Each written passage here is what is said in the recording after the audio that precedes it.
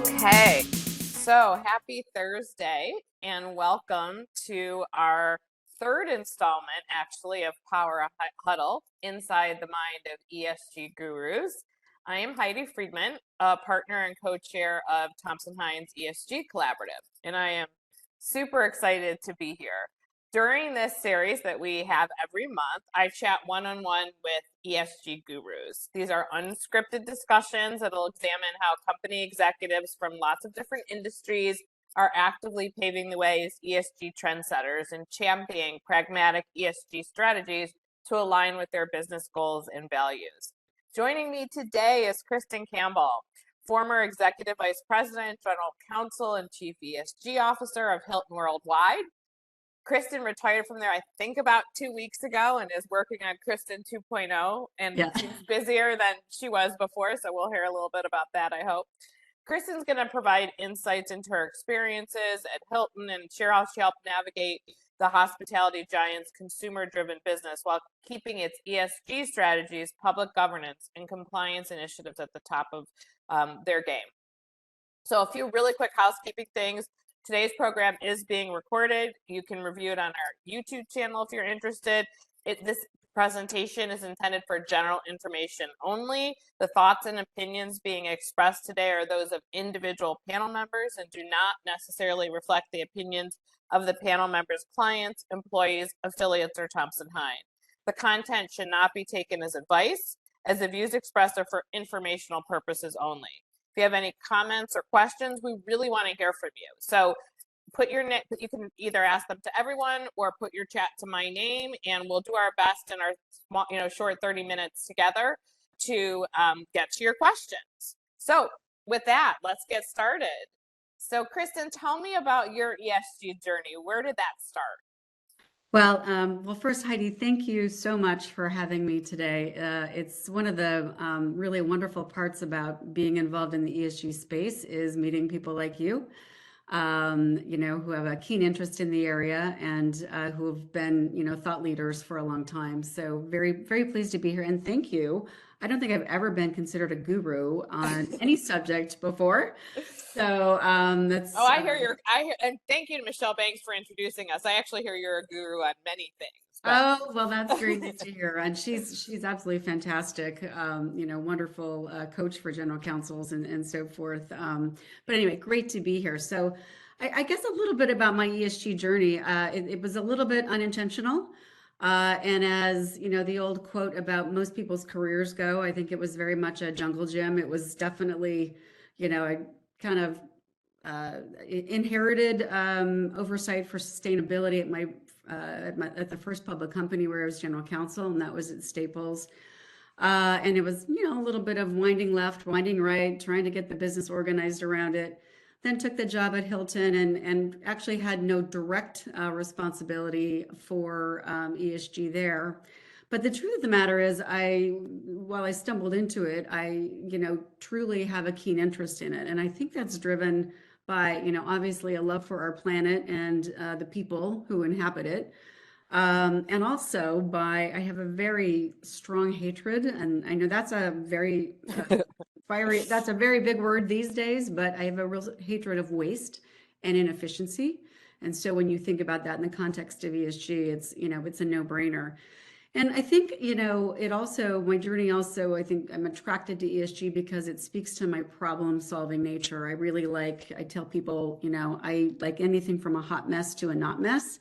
And I think kind of the whole world of ESG right now is stuck in a little bit of a hotter mess than, no pun intended. I know we're talking about some, climate change issues probably. But nonetheless, I think, bottom line is, I think the reason why I want my ESG journey to continue, post my general counsel gigs at public companies, is because I think there's always been something missing from the ESG conversation. It's historically, it's always been when it comes to big companies and providing solutions around what's happening in, with climate change or with, income inequity or, whatever the case may be. It's always been a lot of us versus them.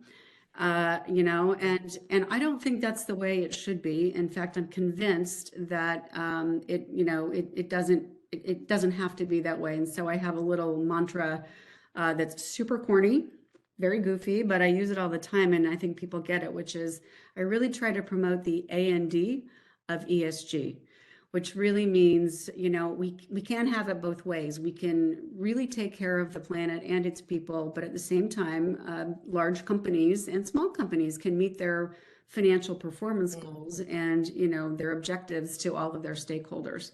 So I'm looking for the win-win as part of my journey. I love the A and D. I'm going to steal that. I'll give you credit, but I'm stealing it. It's super corny, but yes. It's not corny. I was talking to someone the other day about ESG, was doing sort of an ESG 101 for a client.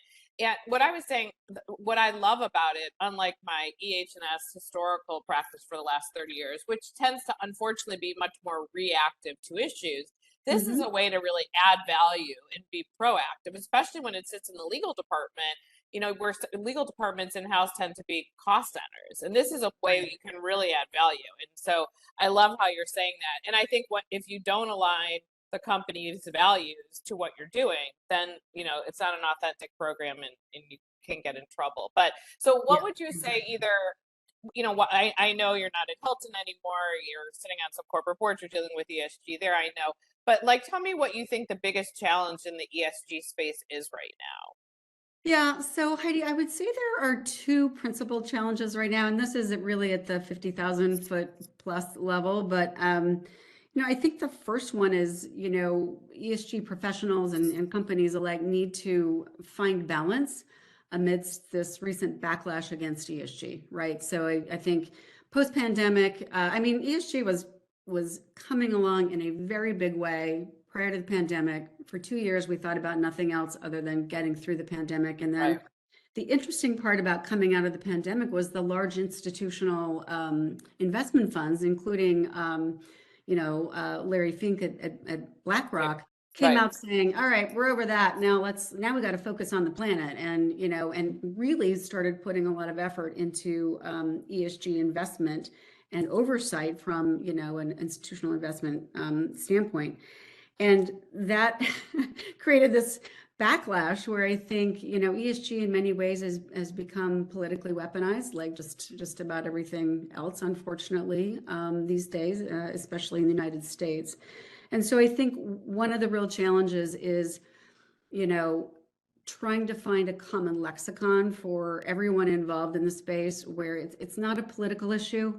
It doesn't matter how you vote. It's really about, how we want our children, grandchildren, great-grandchildren, and so on to live their lives, and what resources we want to put against that. So I think finding that balance is probably the first challenge that I think we are thinking about these days. Secondly, I'd say we've got to clear through a lot of clutter in the ESG space right now. So between NGOs, regulators, and the institutional investors I already mentioned, they've kind of turned ESG into the, I don't know, proverbial dog's breakfast. Like it's and my dogs eat well, by the way. They eat really well, so that's okay. But but there's, for example, there's no uniformly accepted measurement for ESG metrics, right? They're kind of all over the board. And it's very hard for the companies and other organizations that are trying to take hold of this to understand what are the right metrics and how should we be accountable for this. We need to align there. So we've got to clear that clutter out. The regulatory environment is all over the place. I mean, in Europe, they're far ahead of the game, and I think they're finally actually coming, I think, around to some general international standards that may be, that may end up being the metrics we all measure ourselves by. I agree. But, here in the US, between the SEC and the, long-awaited, ESG disclosure regulations that everybody's waiting for, the new California, laws that are have been passed, but we haven't received the guidelines on how they're going to be implemented, and that we won't for probably at least another year or so. I think that's just a lot to have to chew through. So, I think the real key for me in breaking through these challenges is what I said earlier. It's really trying to connect the benefit of ESG activities to corporate bottom lines. If Yeah. we're going to ask the private sector to take responsibility for ESG success in the future, that's fine. I'm okay with that. If the private sector has to do the government's job for it, that's okay. But I think we have to do it in a balanced way and in a way that doesn't sacrifice everything else that the private sector has to do for their overall stakeholders, right? They are there to make money for their shareholders and to provide good work for their employees and hopefully to provide an excellent experience for the customer of whatever industry they're in. So, that's a long way of saying, I think we're facing challenges. We got to find some balance and we got to clear through all this clutter. Yeah, it is so cluttered. I do feel like a slight clearing. I don't know if you'll agree with that, but I feel like we ended up with 17 million frameworks, 100,000 standards, all Yep. of these raters and rankers, and now things are streamlining a little bit. I think TCFD is kind of becoming the main standard. Although there's certainly SASB and things are becoming, Yeah. integrated. And then I agree with you completely. I always say to people, if you want to know what's going to happen in the United States, watch what's happening in the EU. And I do think there's CSRD, which is going to start taking effect for EU-based companies next year, is really going to be the test case for, the US companies, Yeah. and where that's going to go. So, man, I would say I can't count how many clients have called asking us about the California regs and which are, I'm sorry, the laws. And I don't know if you've read them, but I don't know who wrote them. I'm sorry if anyone knows anyone who wrote them, but they're very hard to interpret. And we're waiting on CARB to, implement its issuing Yeah. regs, which I think January 2025 is the first date That's or right. something. And so it's impossible virtually to give advice around them right now. Yeah, So, exactly. and New York has something that's coming up, so you're right. It's just, even though I feel like it's not maybe as cluttered as it was, it definitely is cluttered. And, but yet I saw, I think in a Forbes article last month that, it was the financial bottom lines of companies that invest in ESG and are committed to it with a Yeah. strategy is always higher. Oh, So I love the that. data's there. I'd actually love to see that article I will send I it to missed you. it. So I think that because I believe that's my A&D, right? That's exactly what I'm talking about. So that's really interesting. And I think, I think the interesting part about California, and I'm glad you feel like the clutter is clearing a little bit, but Just a little bit. well, that's good. I mean, Right. we've got to get through it. What I worry about, I used to joke years and years ago when my first corporate employer was in about, like 10 or 12 countries outside the US. I used to say, yeah, we do business. We do business in the United States and 12 and 13 foreign countries, including California, because California was always, and we always just seriously said, like, should we just stop like opening stores in California? It's like really hard to do business there, and it's only gotten harder. And I think, what happened with the privacy laws, I don't know how familiar you are with those, but Yeah. Europe started that, then California picked up on that. And now, unfortunately, what's happening is, you could argue that part of the clutter is clearing, but you could also argue that it's just getting like micro cluttered now Yeah. because every state is coming up with their own Right. regime. And so Right. it's kind of a patchwork quilt. And, I think the question for the people who have to comply, the companies and organizations that have to comply with this really is, okay, do we just go with the lowest common denominator and do it all? And then what if that changes? Then what's the ripple effect through the rest of, the states and countries with all the differing rules? So, I'm all for trying to find a way to clear through a lot of this clutter. And you're in the space every single day. I'm super glad that you are doing some of it. Well, but it's, I was saying, I also yesterday, I could spend all day, every day reading about this because it's Yeah. changing every day. Yeah. And I guess to that effect, how are you, at least when you were at Hilton, how are you dealing with this SEC looming rule that, they say by the end of the year, well, it's already November 15th, right? And no one knows how scopes 3 is going to be handled. They got 16,000 comments. Were you guys just assuming the proposed rule is sort of the final rule, or how are you handling what's coming down on that end?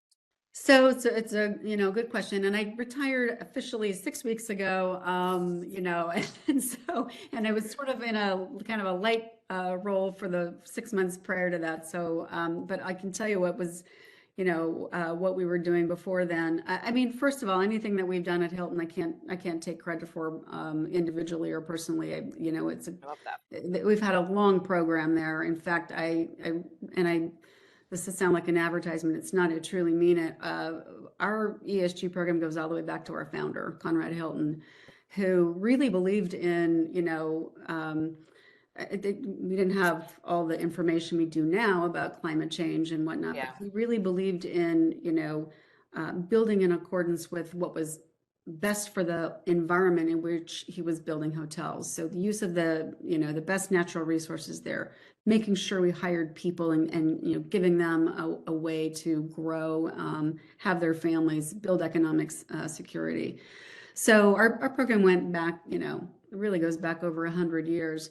It was essentially beautified and formalized, I'd say, in the 2007, 2008 timeframe by a woman named Jennifer Silberman. She did a ton to get the program up and running. And then Katie Fallon came in. She'd been at the White House with President Obama for a while. She came in and took it to the next level, started our foundation.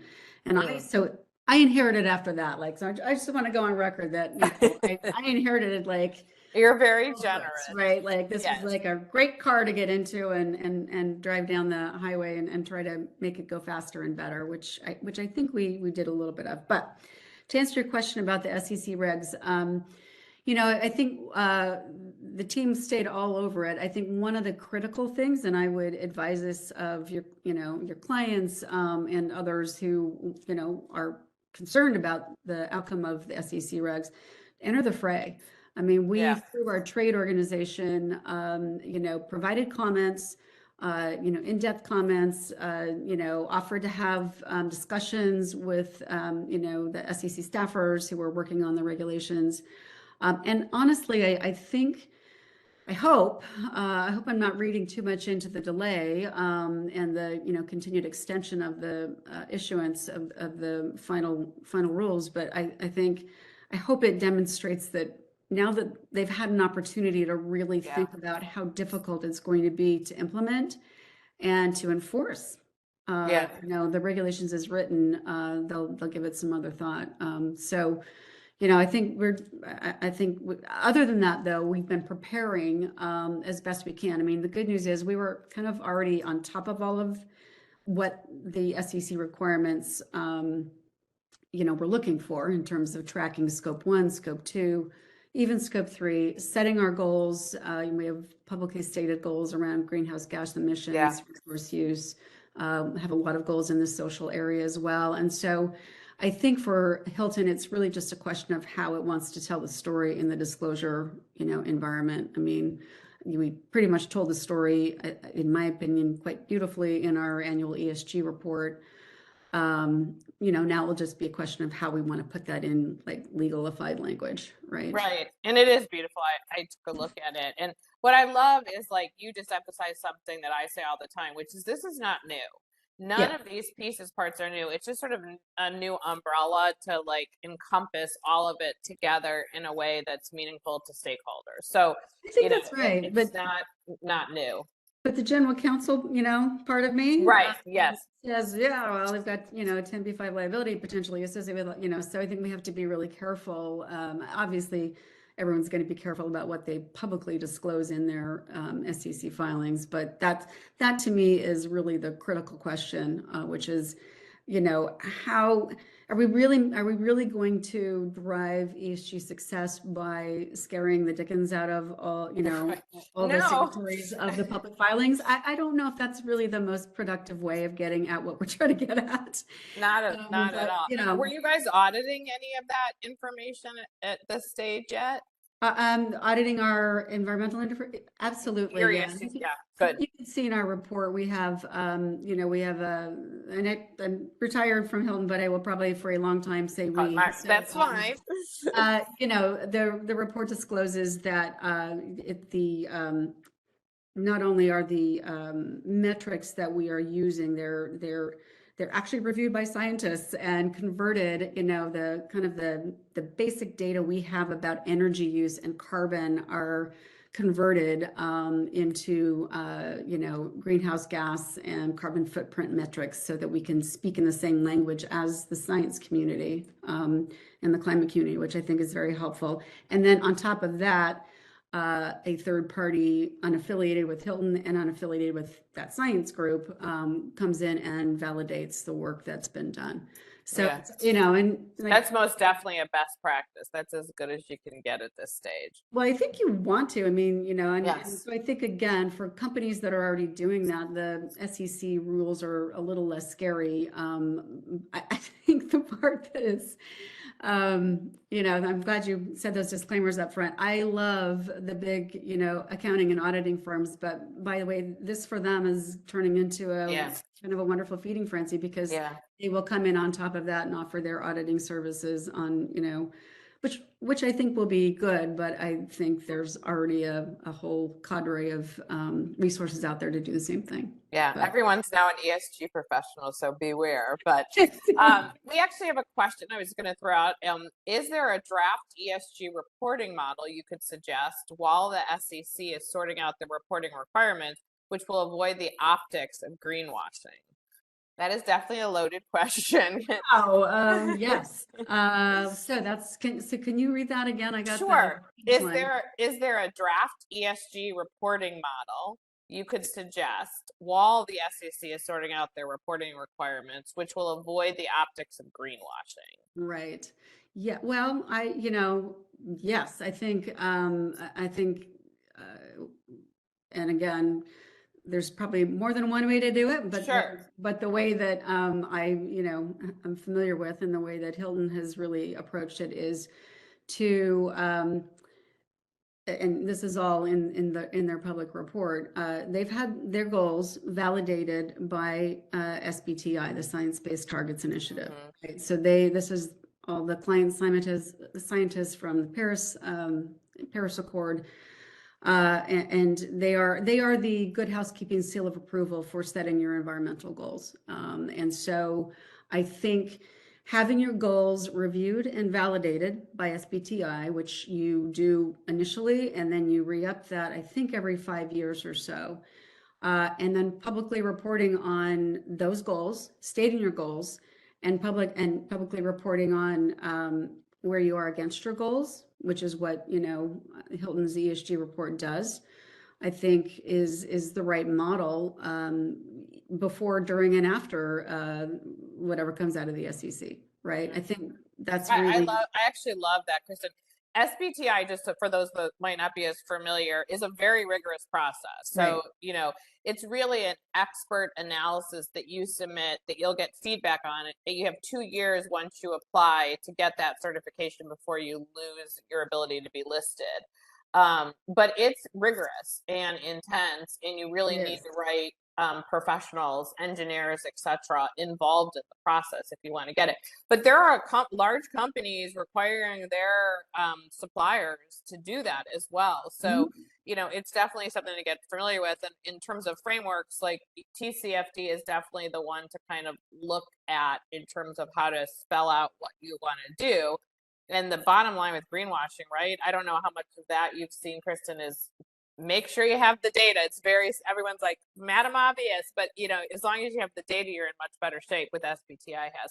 What have you seen on the greenwashing front, Kristin? Anything? Yeah, so the good news is haven't had to deal with it personally, or on behalf of Hilton or any of the boards that I sit on. And I think it's because the organizations I've been involved with are really taking it very seriously and really tying it to goals that can be measured, right? I mean, I will say, and I think this is a very generalized statement. I think most people don't want to hurt the planet, right? Like whether they believe in, global warming or not but most people don't want to do harmful things to the planet, and most people, um, don't want people to, suffer either from climate related or economic conditions or whatever the case may be. So I do think that, there's enough goodwill out there to keep this all going in the right direction. And so the greenwashing piece of it is, I think what happened was companies came in, they set up their programs, they went out and got a bunch of awards, and then it was like, and then what? Like, what are we supposed to do now? And then what the now is, well, now you've got to show some results. So set those goals, find the metrics that work, translate those metrics into carbon-based, into the common lexicon that everybody's going to join into, and then talk about it, right? And tell everybody what you're doing. And it may, I said this to somebody yesterday on a call. I'm not sure that net zero isn't kind of a fiction. I think it's going to be really hard for this world to get there, but I think we can make so much progress against that, if we do what I've just talked about. So yeah, it's a very aggressive goal, but I do think that, well, there is a lot of well-intentioned work being done. Speaking of that, our time together is going quickly, but I have to get your perspective because of your role sitting on corporate boards and something I would love to do someday. I fascinated with that. What are you seeing where is ESG sitting on the board level, and where might you recommend that it sit as sort of a best practice? Yeah. So so I think it can, sit in a number of places. I don't think there's any real right or wrong. And I also think it depends on what industry you are in, right? So if you're in let's say non-energy or non-environmental related industry, like one where there's a super high impact on, the environment, like, or I guess on social causes as well, but like, BP, like a petroleum company or something like that. I think you can have it sit within one of the regular standing committees. If you are in one of those higher risk industries, then I think it makes sense. I would advise that board to have a separate, oversight committee just for ESG and environmental and social impacts of what their business is doing. I think it sits very nicely under the governance committee.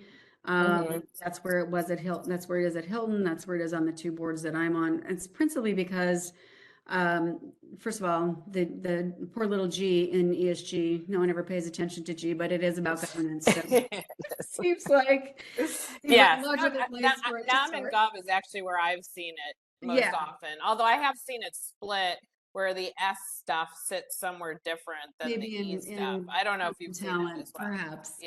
But, I think that I also think there's just a sort of a distribution of work question for most boards. And generally speaking, the nominating and corporate governance committee has a little more capacity than the audit committee or the comp committee because of the public filings or securities filings portions of those roles. So I think it sits nicely in the governance committee, but honestly, the most important thing is that somebody's got oversight on it, exactly, got their eyes on it, and that the full board is updated frequently, and I think has at least a full presentation on ESG strategy at least once a year. And what do you think a board member's job is vis-a-vis ESG right now? Yeah. I love that question because the very first rule of thumb is, first of all, they have to check their politics at the door.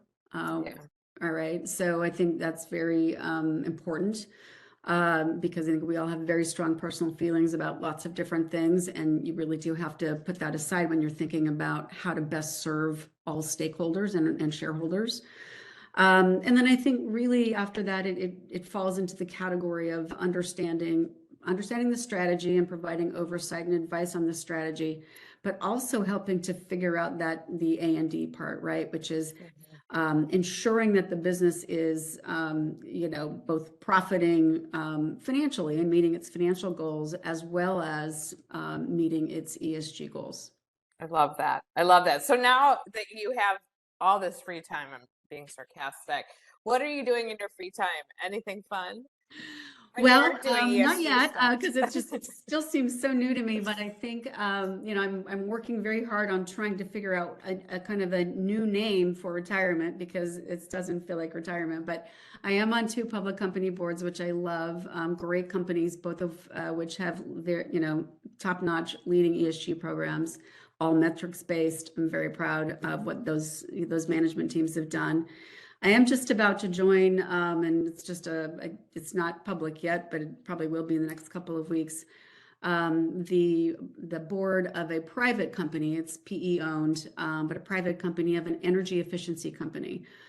So my ESG background will come into play there, and I think they'll be a great resource for lots of other companies in helping them figure out not their ESG strategy so much, but like how to save money by Investing in using that. energy No, differently, right?